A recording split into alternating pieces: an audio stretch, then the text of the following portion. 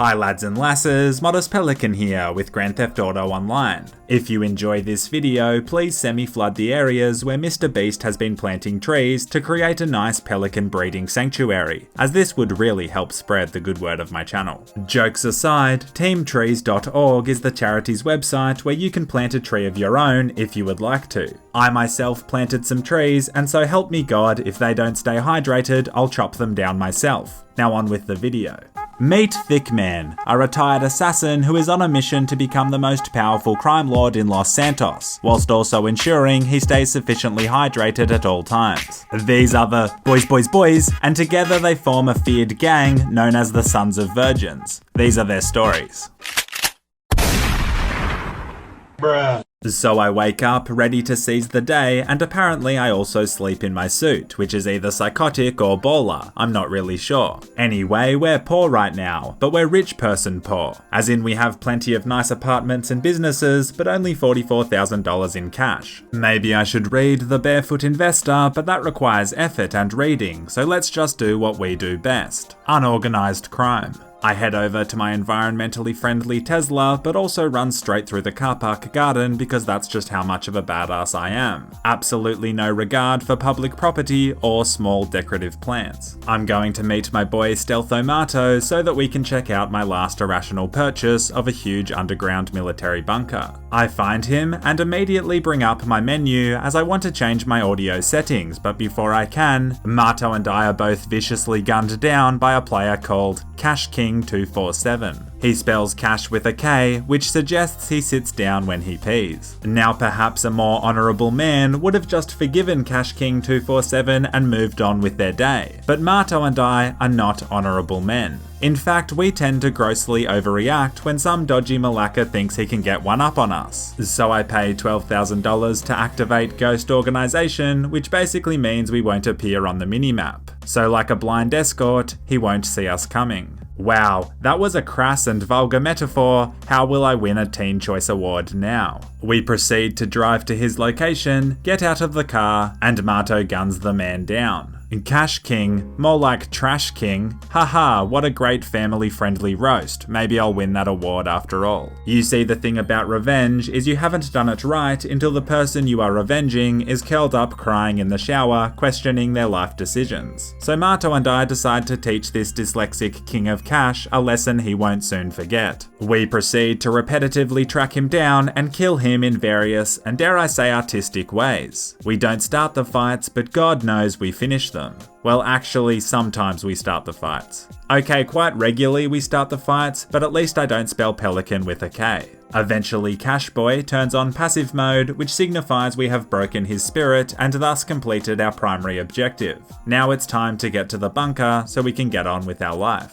Psych, Cash called in his friend Lucky Shot 19819 on a flying motorbike who fires heat-seeking missiles and destroys us both. Man, today has given us an interesting look at the Grand Theft Auto Online food chain. The dyslexics get eaten by the Sons of Virgins, and the Sons of Virgins get eaten by the 12-year-olds on flying motorbikes. It's the circle of life. So we need to quickly escape to the bunker, and now I'm not saying a soccer mum minivan is a bad car. It's got 8 seats, plenty of storage space, an impressive safety rating. It's basically the perfect car for a suburban family, but for fleeing from an angry kid with military-grade weapons, well then it's far from ideal and a questionable choice of vehicle on my part. At least he can only lock onto us if we're in a vehicle, and so I tactically pull up so that we can try and fight the big girl. And by tactically pull up, I mean I crashed and somehow lodged the minivan between some yellow safety poles, forcing our hand. Now everyone loves a good underdog story. A David versus Goliath show match, and in this situation we are very much Little David. Against all odds though, we believe in ourselves. And I managed to shoot Lucky Shot out of the sky, and all it took was a little bit of self-belief.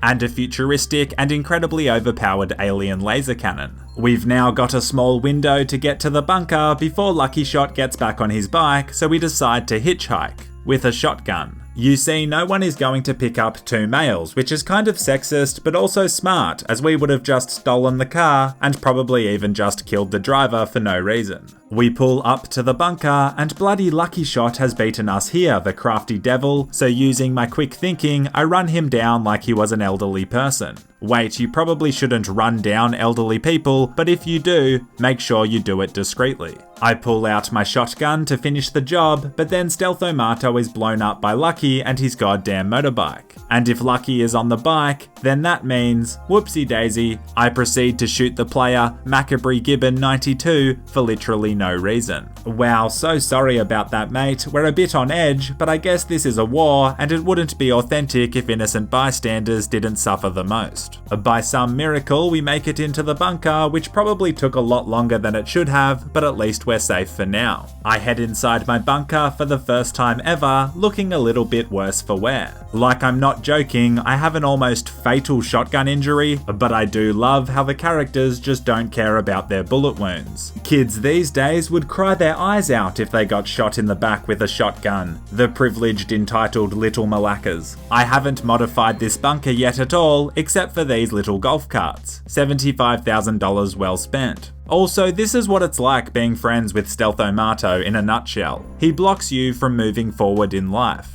So my bunker is pretty cool, I guess. It's definitely not going to be on the cover of Home Beauty magazine, but I guess if there's a zombie apocalypse, we can come down here and get high or something. Honestly though, I pray every day for a zombie apocalypse to happen in real life. It would be so much fun, and I bet great cardio too. The ultimate VR experience. So I log on to my laptop, and I fortunately remembered to close Pornhub this time. Boy oh boy was that an awkward family movie night, but anyway, we have to go and get supplies for the bunker so the staff can start making weapons. I'm pretty nervous as Lucky Shot is still in the server, but to my surprise we collect the supply truck without any issues. In fact, the only thing that ambushes us is that exquisite sunset. We deliver the truck, and it's good to now see my employees building weaponry that we can eventually sell. I'm no safety officer, but shouldn't he be wearing safety glasses? You should get yourself a pair of speed dealers like mine, champ. The girls go crazy for them. I'm not sure what this guy's doing though. I guess he's just practicing his standing cool with a gun pose, but you can't deny he's crushing it. Should I tell him to work harder? Damn, being a manager is hard, let's just go rob a bank. So my other mate Crosby usually handles all the heists and missions and all of that. Without him, we're a little bit lost. He couldn't play today because he's the youngest in the crew and had to do assignments. What a loser caring about his future. We need to go and speak with Lester, but then we come across an old friend.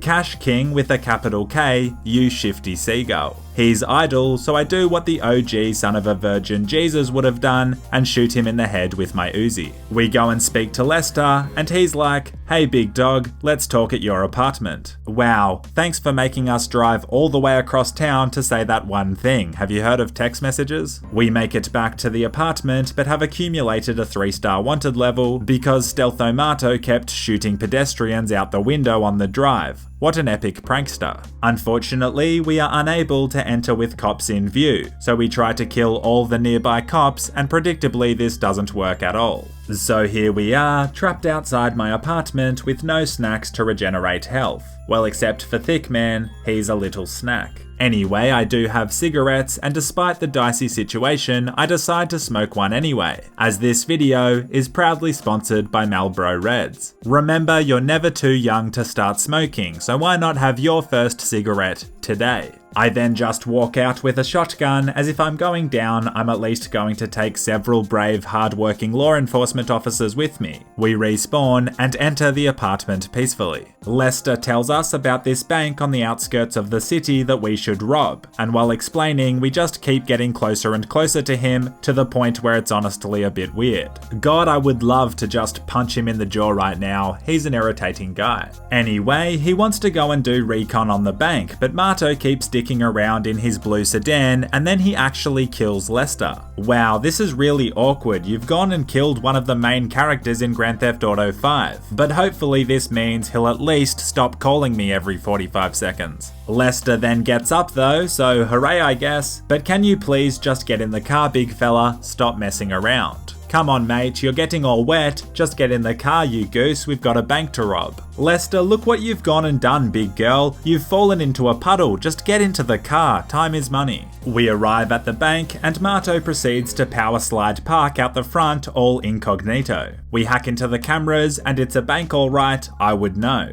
I've been to a bank before. Next up, we have to steal an armoured car for our getaway vehicle, and I choose a badass outfit of a black hoodie, army cargo pants with a bit of ISIS swag up top. Except psych, they weren't cargo pants, they were cargo shorts. I don't look badass, I look like an overly involved father who keeps trying to make his kids enroll in the Scouts. The armoured car is on top of this multi-story car park, and we opt for the stealth option, but like always, we blow our cover in about 5 seconds. Actually, this kind of reminds me of the Modern Warfare single-player campaign, except less war crimes and more cheap laughs with the boys. We successfully steal the armoured car, and we now have everything we need to complete the heist. I enjoy a pre-heist whiskey, as that's what successful people do. They're basically alcoholics, but it's kosher because they're successful. Next up is deciding the split of the cash for the heist, and naturally I try to take the full 100% of the money. The game only lets me take 70% maximum though, so I guess the Rockstar developers are confirmed communists. I'm actually such a dick to my friends, but that's just kind of how we are to each other, it's all in good spirit. For example, Stealthomato hit me back on Twitter the other day when he tweeted out, "The best thing about making videos with Modest Pelican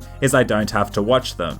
Wow, now I've got to figure out a way to shamelessly transition this into plugging my Twitter, so I guess I'll just link mine and Mato's Twitter in the top comment. Anyway, let's rob this bank like we were the government and it was a middle-class citizen. I put a paper bag over my head, just like my girlfriend makes me do before sex, and we roll in. This feels like a really nourishing little bank heist. Like we've completed the Doomsday heist before, so going back and hitting a small business makes me feel like a kid again. I head out the back and use my big boy drill to take one lockbox. I feel like maybe we should take a few more. We've gone to a lot of effort to be here, it's called synergy, but whatever, let's go. Now I'm the kind of guy who dots my I's, crosses my T's, and of course kills all the witnesses. I don't see the point in risking these guys testifying in court when they recognise my impressively prominent Adam's apple, but I obviously missed the memo about no civilian casualties. So round 2, but this time with a far less enthusiastic Marto, as he wasn't too enthralled with my reckless decision making. I drill in, grab the lockbox, and this time practice some rather impressive self-control and don't even eliminate a civilian, though I still find an avenue to let out my aggression.